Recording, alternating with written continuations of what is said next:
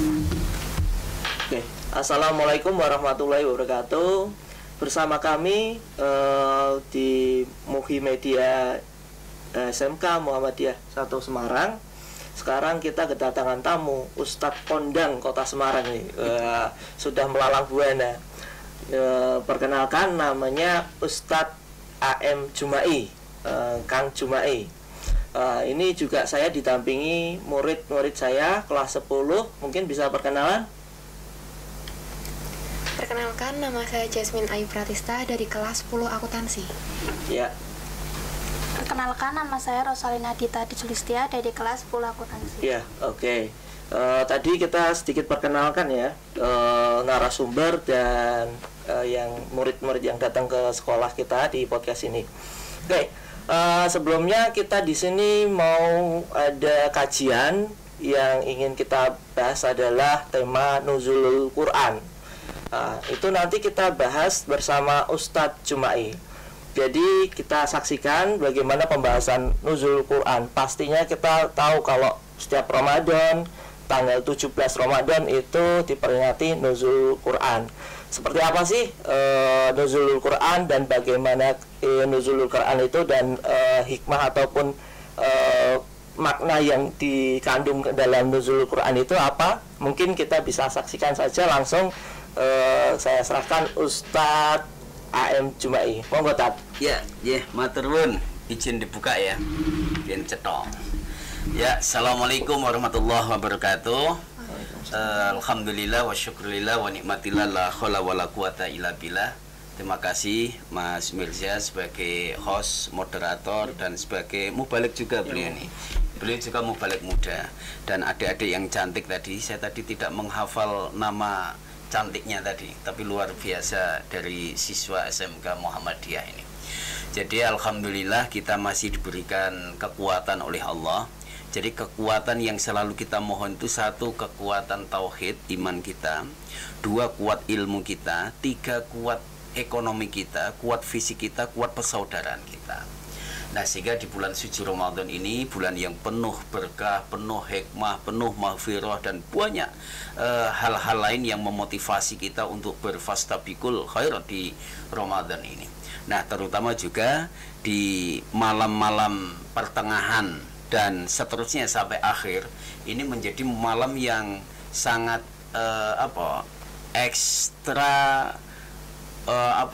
tenaga kita, pikiran kita, dan kadang-kala kita memfokuskan pada ibadah karena ada di situ Nuzulul Quran, ada di situ Lailatul Qadar, ada di situ pungkasan di bulan suci Ramadan, persiapan Idul Fitri. Nah, tentunya kalau kita masuk di malam 17 ataupun hari tanggal 17 Ramadan, ini adalah dari berbagai masjid, musola, kemudian lembaga-lembaga ini pada menyelenggarakan Nuzulul Quran. Nah, apa itu Nuzulul Quran? Nuzulul Quran itu tentunya kita tidak terjebak pada euforia seremonial Nuzulul Quran atau hanya memperingati datangnya Al-Quran, memperingati turunnya Al-Quran. Jadi kita jangan terjebak pada seremonial. Wah, setiap 17 Ramadan kita peringati, kita buat pengajian, tapi hanya sekedar terjebak pada seremonial. Kita tidak melakukan aktivitas-aktivitas yang lebih daripada seremonial itu. Kalau di dalam tahapan-tahapan kita itu mempelajari Al-Quran, bagaimana kita mengenal itu Al-Quran, bagaimana kita membaca Al-Quran, memahami Al-Quran, kemudian mengamalkan amal apa yang terkandung di dalam Al-Quran. Karena syahrul Ramadan alladzi unzila fihil Quran hudal linasi wa bazinati minal huda wal furqan. Seperti itu Mas Mirza. Sehingga ini harus kita motivasi kepada adik-adik sekalian. Pertama, kita cintai Al-Quran itu. Kemudian kita baca Al-Quran dan ada tadabur. Jadi tadabur tidak hanya tadabur alam, piknik, wisata, tapi tadabur Al-Quran itu juga penting. Jadi kalau kita itu enjoy terhadap Al-Quran, sangat tertarik dengan Al-Quran, maka kita akan berlama-lama bersama Al-Quran. Bahkan orang yang sudah kadung asiknya dengan Al-Quran, kemana-mana dia pegang Al-Quran dan kemana-mana dia baca Al-Quran. Sama halnya adik-adik sekalian SMK. Jadi ketika sudah gandrung dengan gadget kita, HP kita, kemana-mana ini nggak pernah tertinggal. Bahkan sudah pergi dari rumah, sudah agak jauh ya, HP ini ketinggalan. Wah, ini baleni ini ngomah kan gitu ya. Coba Al-Quran ini ketinggalan mah ya wis lah kan gitu. Tapi coba HP panjenengan ketinggalan ning omah, kuwi baleni walaupun adoh karuan. Mending telat sekolah daripada HP ini ketinggalan ning omah kan gitu. Nah, sehingga inilah harus dipancing adik-adik. Pertama itu adalah cintai Al-Quran, baca Al-Quran, pahami Al-Quran, tadaburi Al-Quran, kemudian baru amalkan apa yang ada terkandung di dalam Al-Quran. Seperti itu. Oke, Kang. Ustadz Jumai, terima kasih penjelasannya sedikit. Mungkin kita bisa diskusi ya, adik-adik semuanya. Mungkin ada pertanyaan dari adik. Mungkin bisa dilepas juga ya, biar kelihatan cantiknya. Amalan-amalan apa aja sih tapi yang kita kerjakan di Nuzulul Quran ini? Oh ya, terima kasih Mbak Santi. Jasmine. Oh, Mbak Jasmine yang cantik. Wah, Jasmine si Aladin ini mana kan gitu ya. Nah, ini perlu dicarikan. Jangan-jangan Aladin ya. Aladin itu gone wong. Jadi memang di bulan suci Ramadan kita untuk bisa mendapatkan kualitas di bulan Ramadan itu kan man qoma ramadhana imanan wa ihtisaban ghufira lahu ma taqaddama min dzambi. Ada sebagian kalimat yang lain jika man shoma ramadhana imanan wa ihtisaban ghufira lahu ma taqaddama min dzambi. Sehingga amaliyah-amaliyah di bulan suci Ramadan itu mulai kita bangun tidur sampai tidur kembali itu semuanya dinilai ibadah oleh Allah SWT. Sehingga di bulan suci Ramadan itu jangan kita ini terlena bahkan tidak melakukan amaliyah-amaliyah apapun yang punya nilai ibadah di bulan suci Ramadan. Maka untuk mendapatkan ghufira lahu ma taqaddama min dzambi, kita qoma mendirikan amaliyah-amaliyah Ramadan. Kita taraweh, kemudian kita juga bersedekah, kita bertadarus, kita beramal-amal soleh yang lainnya, dan semua dilipat gandakan. Bahkan tadarus Al-Quran yang kali ini menjadi tema kita Nuzulul Quran ini, panjenengan tadarus Al-Quran itu dilipat gandakan, nilai kebaikannya luar biasa. Bahkan hitungannya bukan per surat tapi per huruf. Satu huruf yang panjenengan baca itu mengandung nilai kebaikan yang dilipat gandakan oleh Allah SWT. Sehingga amaliyah-amaliyah kita enteng-entengan tapi fokus, ada ruhul ikhlas, ada ruhul jihad. Jika tadi amaliyah Ramadan mulai dari bangun tidur, kalau kita di bulan suci Ramadan kita persiapkan sahur kita, mulai sahur saja itu ada berkahnya. Tasaharu fi suhuri barokah fa inna fi suhuri barokah. Sahurlah kalian karena di dalam sahur itu ada barokahnya. Jadi mulai bangun tidur sahur itu sudah mendatangkan keberkahan. Sego saupo, nah itu ada kandungan luar biasa berkahnya. Air satu teguk panjenengan itu juga ada nilai berkah. Sehingga eman-eman banget ketika bulan suci Ramadan kita tidak melakukan sahur kan gitu ya. Sekalipun kita kuat ya sahur. Nah, belum lagi siang dilanjutkan kita sholat subuh, kemudian kita beraktivitas sebagaimana kita rutinitas harian. Bahkan siapa orang yang keluar dari rumahnya sempat membaca Bismillahi tawakkaltu 'alallah la haula wala quwata illa billah, itu ada 3 kekuatan sekaligus. 1, dia akan diberi petunjuk oleh Allah. 2, dia akan diberikan perlindungan oleh Allah. 3, dia akan diberikan kecukupan oleh Allah. Bahkan setan-setan itu pada berkumpul dan memproklamirkan mana mungkin kalian akan bisa mengganggu Mbak Jasmine, sedangkan Mbak Jasmine itu sudah mendapatkan perlindungan kekuatan dari Allah. 3 hal sekaligus. Setan Melayu iki maca bismillahi tawakkaltu 'alallah, itu lagi metu omah. Belum panjenengan beraktivitas sosial, bersosialita dengan kawan-kawan, apalagi belajar, terus kemudian nanti berbuka, terus kemudian malam dilanjutkan aktivitas, wis pokoknya rutin.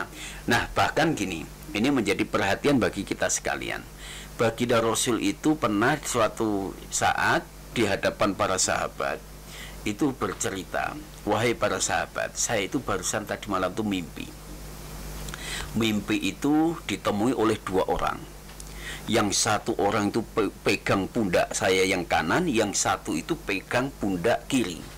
Kemudian saya itu diajak ke atas gunung yang sangat tinggi, terjal, dan sangat orang itu jarang untuk sampai mendaki gunung yang sangat tinggi. Baginda Rasul dalam mimpinya itu dibawa ke atas oleh 2 orang tadi, dibantu oleh 2 orang. Ketika di pertengahan, Baginda Rasul mendengarkan suara jeritan tangis yang sangat melengking karena kesakitan. Baginda Rasul bertanya, "Wahai saudaraku, itu suara apa?" "Itulah suara orang yang lagi disiksa di neraka." Terus kemudian Rasul diajak lagi ke atas. Sampai di atas lagi, Baginda Rasul diperlihatkan ada orang yang menggelantung, kakinya di atas, kepalanya di bawah. Itu terlihat wajahnya pecah, rusak, bibirnya pecah, kemudian keluar darah.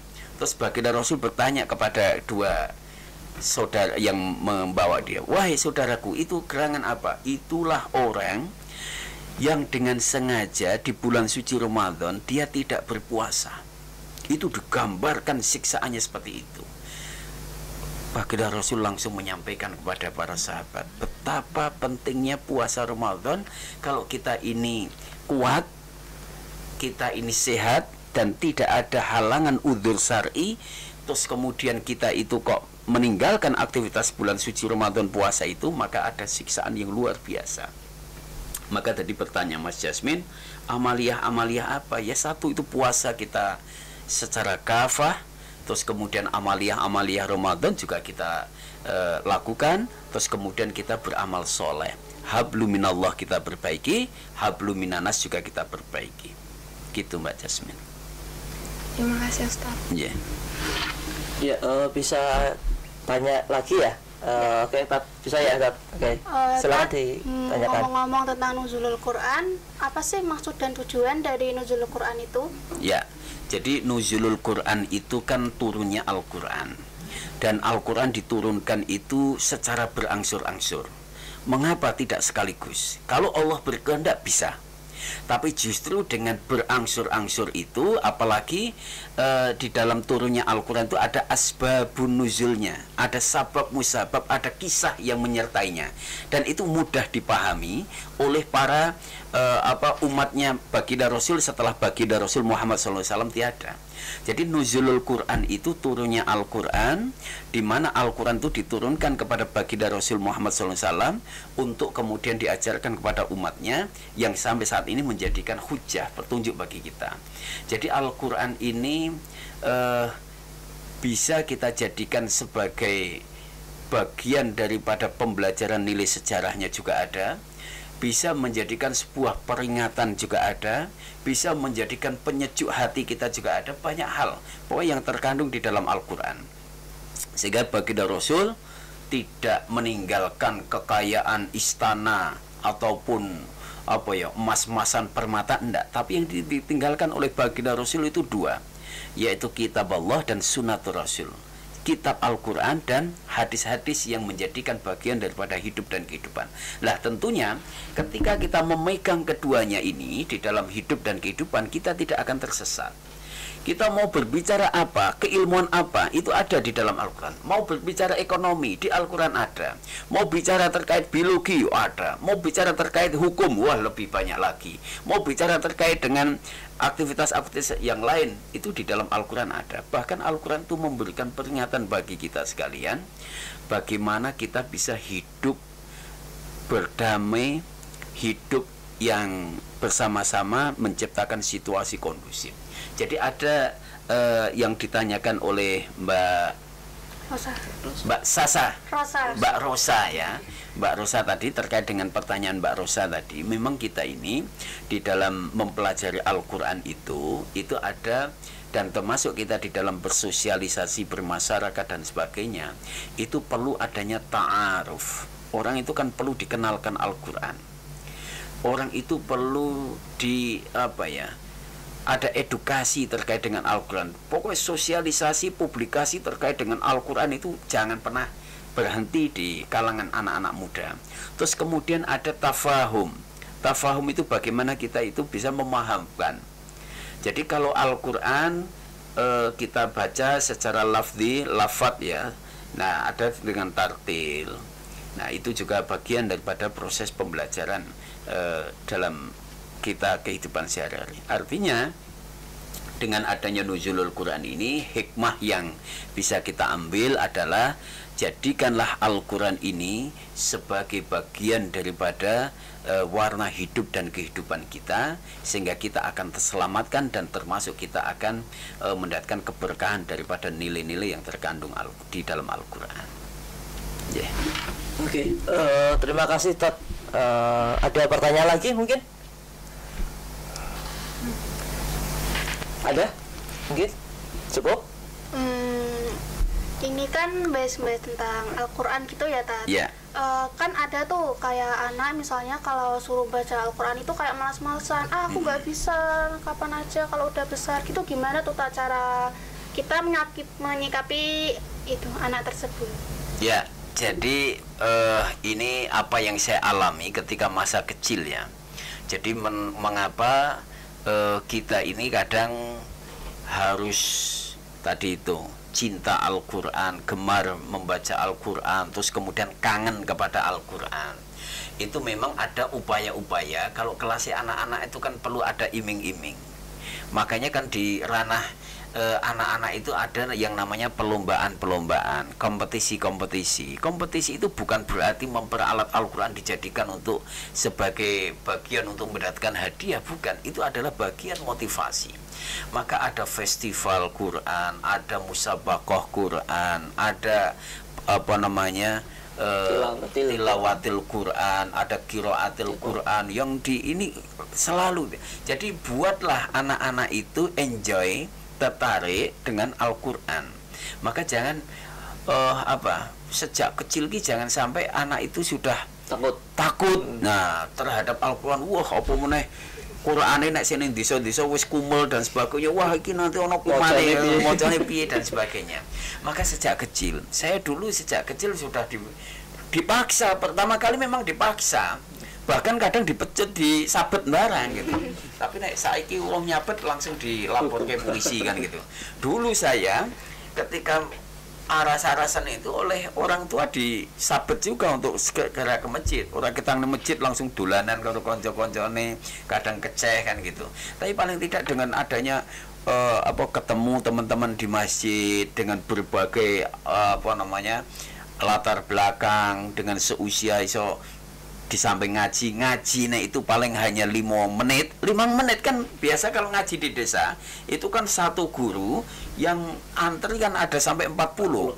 Jadi ayo maju, saya paling satu paling hanya 5 menit ganti kan gitu. Tapi justru disitulah akan memberikan motivasi bagaimana cinta terhadap Al-Quran. Sing kakaknya yang sudah paham ngajari adik-adiknya. Ini memang harus nih. Bahkan difestivalkan, dilombakan, kemudian diberi hadiah. Saya aja ketika itu masih usia SD ikut lomba adzan tingkat kecamatan itu di daerah Musi Banyu Asin ya, Palembang sana. Itu desa banget. Itu dari 16 kelurahan, satu kecamatan. Saya juara 3. Wah, itu luar biasa. Seneng banget ya. Seneng banget, juara 3 dari 3 peserta. Iya. Loh, tapi kan orang lain kan nggak tahu pesertanya berapa. Yang diundang sak kecamatan 16 kelurahan. Delalah pada saat itu lomba dilakukan Ba'da Isya. Sebelum maghrib uduan terus sampai Isya itu udan terus. Sing iso teko hanya dari 3 kelurahan, termasuk saya. Ketika diumumkan juara 1 ini, juara 2, juara 3 AM Jema'i. Mbah saya yang ngeterke numpak sepeda ontel jaraknya paling kurang lebih ya 3 kilo 4 kilo. Di pojokan neteskan air mata, wah putuku untuk hadiah. Orang ngerti nek peserta ini terluka kan gitu ya. Tapi inilah memberi motivasi. Nah, pasca itu saya terobsesi. Pokoknya setiap menjelang azan waktu masuk sholat, saya harus menguasai mic isu azan. Bisa mengumandangkan azan di masjid itu atau musola itu harus saya. Sehingga wah, sergap. Itu hanya motivasi dari lomba untuk juara 3W itu kebetulan. Hadiah yang artinya tadi untuk memantai itu perlu memang kelas kita itu masih kelas harus dikasih pemantai, harus dikasih pancingan kan gitu ya. Bahkan dulu di mana ada subuhan massal berhadiah mobil ya, itu nggak apa-apa lah sebagai bagian motivasi, walaupun ada sebagian orang yang protes, mengkritik. Kalau di Jogokarian itu ada jamaah yang aktif itu dapat hadiah umroh. Jadi masuk masjid itu ada fingerprintnya. Nah, terus kemudian nanti setiap akhir tahun diundi siapa yang berhak mendapatkan hadiah umrah. Itu bagian dari motivasi supaya orang gemar membaca Al-Quran, supaya gemar aktif di masjid. Nah, seperti itu. Jadi iming-iming itu penting juga. Wong Allah Subhanahu wa taala aja memberikan iming-iming kok. Jadi Allah SWT menyampaikan apa perintah, juga memberikan iming-iming dan memberikan ancaman. Jadi surga juga disampaikan, itu sebuah kesenangan. Neraka juga disampaikan, itu sebuah apa ya, yang menakutkan. Itu sampaikan. Nah, kamu mau pilih mana? Perintahnya jelas, ada aqimis shalah wa atu zakah. Nek kowe ora gelem salat, kowe ora gelem zakat, maka hukumannya adalah neraka. Nek kowe gelem salat, kowe gelem zakat, maka kamu akan dapat imbalan namanya surga. Puasa juga sama. Man shoma ramadhana imanan wa ihtisaban, sing sapa wonge gelem poso imanan dengan penuh keimanan, keyakinan, 2 ihtisaban perhitungan, maka dia akan dapat hadiah dari Allah apa? Ghufirallahu ma taqaddama min danbi, akan mendapatkan ampunan terhadap dosa-dosa, bahkan dosa masa lalu diampuni. Seperti itu. Ya. Oke, ada pertanyaan lagi mungkin? Cukup? Cukup? Ya. Cukup? Oke. Mungkin ini penutup Tat. Ya. Karena mungkin udah hampir 30 menit. Apa yang bisa diambil dari tema kali ini, Nuzulul Quran, Ya. untuk buat anak-anak? Saya kira hikmah yang bisa kita ambil dari Nuzulul Quran, khususnya kita anak-anak muda dan kaum milenial, bahwa sampai kapanpun Al-Quran itu tidak akan tertinggal oleh zaman, tidak akan tergilas oleh teknologi, tidak akan dianggap kuno oleh keadaan, sehingga sampai kapanpun orang tetap akan rindu terhadap Al-Quran. Sekalipun di dalam gadget kita, di HP kita itu ada Quran digital, kadang kita masih kangen, rindu dan luwih mantep itu ketika ngaji pakai mushaf kan gitu ya. Dan itu adalah bagian dari yang harus senantiasa kita sosialisasikan kepada adik-adik, betapa di Al-Quran itu kita banyak kisah-kisah yang menarik, banyak kisah-kisah yang memberikan motivasi kepada kita. Sehingga sekali lagi Al-Quran yang diturunkan Allah SWT melalui baginda Rasul Muhammad SAW itu, ini adalah menjadikan pedoman hidup dari kita. Terus kemudian di Nuzulul Quran itu tidak hanya terjebak pada euforia seremonial, akan tetapi kita bisa mengambil hikmah apa yang terkandung di dalam Al-Quran. Kemudian bisa apa yang kita lakukan dari nilai-nilai Al-Quran. Karena Al-Quran itu di dalam kitab berbangsa dan bernegara itu jelas, atiullaha wa atiur rasul wa ulil amr minkum. Manusia, adik-adik sekalian, itu memiliki posisi 3. 1 sebagai hamba Allah, 2 sebagai umat Rasulullah, 3 sebagai anak bangsa atau warga negara. Sebagai hamba Allah jelas, wa ma khalaqtul jinna wal insa illa liya'budun. Kita semuanya diperintah untuk menyembah kepada Allah SWT. Bahkan kalimat yang sangat indah yang diajarkan Allah SWT, iyyaka na'budu wa iyyaka nasta'in. Tidak dibalik, bukan iyyaka nasta'in wa iyyaka na'budu. Jadi buktikan penyembahan, buktikan karyamu, buktikan aktivitasmu dulu kepada Allah dalam pengabdian, dalam ibadahmu, baru kamu pantaskah kamu meminta kepada Allah SWT atau tidak. Ini kita sebagai hamba Allah, sebagai umat Rasul, bahwa baginda Rasul itu liutamima makarimal akhlak. Jadi innama bu'istu liutamima makarimal akhlak.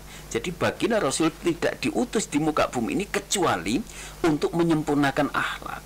Jadi apa yang ada dalam kehidupan baginda Rasul itu bisa menjadikan toladan.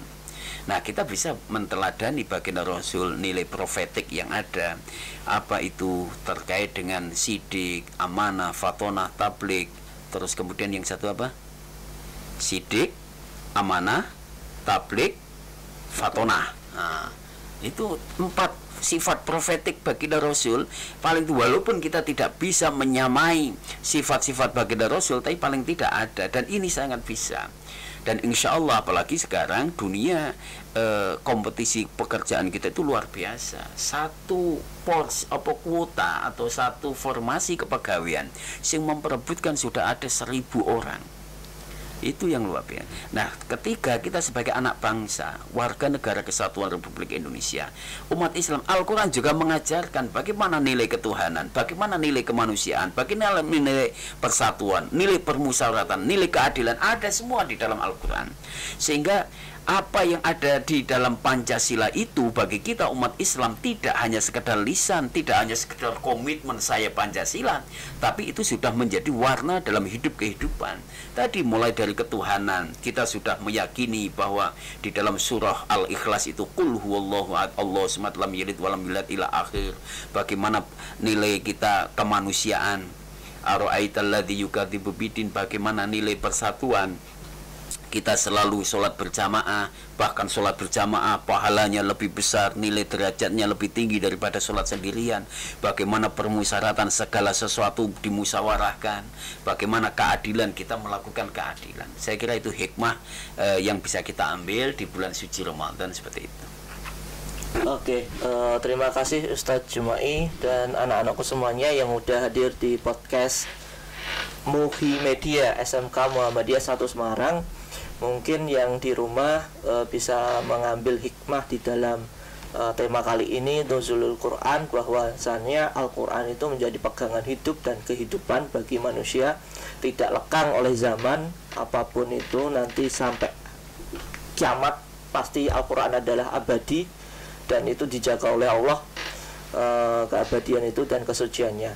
Jadi anak-anakku yang di rumah, mungkin ini yang bisa kita sampaikan bersama, bahwasannya di dalam kita mengambil hikmah Nuzulul Quran ini, jangan pernah lupa ataupun jangan pernah mencari sumber-sumber lain, karena memang di dalam Al-Quran sudah semua sumber sudah ada. Dari tadi yang Ustaz bilang, dari pendidikan, politik, terus habis itu agama, terus habis itu sosial kemasyarakatan, keadilan, dan itu semuanya sudah ada di Al-Quran. Tinggal kita untuk mempelajari, mentadaburi Al-Quran, bagaimana kita mengamalkan juga. Jadi kita kalau misalkan cuma menghafalkan tapi tidak mengamalkan, itu kayaknya kok kurang afdol gitu ya, Tat. Oke, terima kasih. Mungkin itu aja dari saya, moderator Mirza Musakif Iksan. Kita akhiri dengan kafaratul majelis bersama-sama. Bismillahirrahmanirrahim.